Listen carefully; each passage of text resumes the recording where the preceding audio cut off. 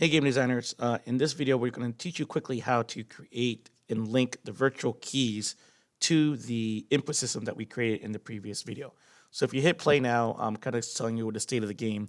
We're able to go ahead and hit our other arrow keys and be able to move using our own inputs. So now we're going to go ahead and import all of our buttons. So I assume that you already downloaded all of our buttons. We're going to click on Import New Assets inside the My Assets, My UI Controls folder. And we're going to go and import all the buttons here. And now we're going to create a canvas for it. So we're going to go ahead and right click. We're going to create UI. And we're going to create a canvas for our virtual one. Let's go ahead and rename it Virtual Keyboard Canvas.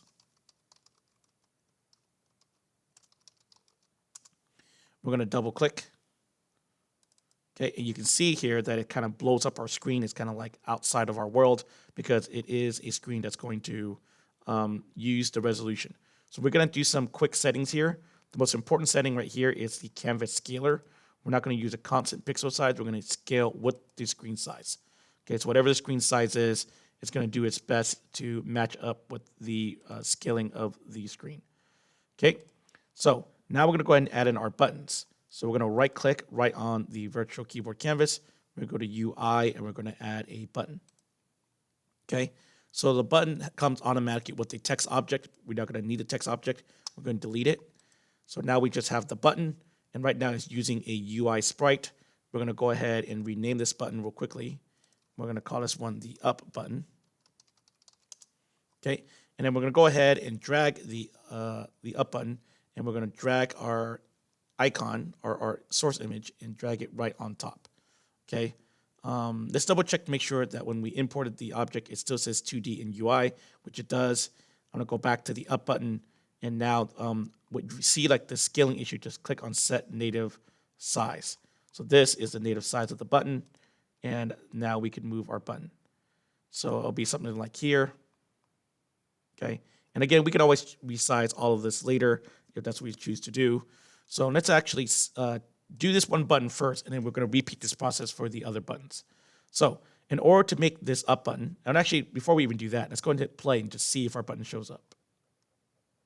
Okay, you can see the button, you can click on it, it's interactive in the sense of its interaction. Now all we have to do is bind this button to our input systems and allow it to click on the up button.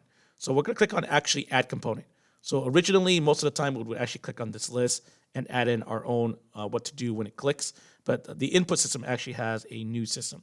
So we're going to click on this, and we're going to click on screen button. Okay, on screen button. So the on screen button has its own code, and it tells you what control path do you want to be equivalent to. So just like this before, we're going to click on listen, and we're just going to click on the W key. So basically, whatever this button does is going to be equivalent to hitting W. So now if I hit play, I can click on this button, and now my character will move up. And that's it for one button. So all we're going to do now is kind of repeat the process. So rinse and repeat. So I'm going to go and right click on this. I'm going to duplicate this, and I'm going to rename this one now the down button.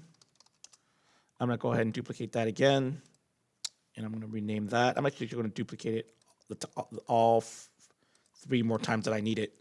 I'm going to go ahead and rename this one the left button. I'm going to go ahead and rename this. And the names don't matter in this situation. It's just the name of the object.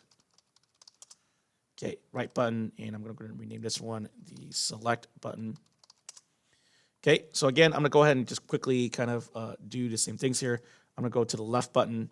I'm going to drag the left button icon here. I'm sorry, the down button arrow. Drag that there. And I'm going to move my button somewhere down here. And again, you can always move these buttons later. I'm going to go to the left button. I'm going to drag the left button arrow into the icon. And I'm going to go ahead and move it somewhere over here.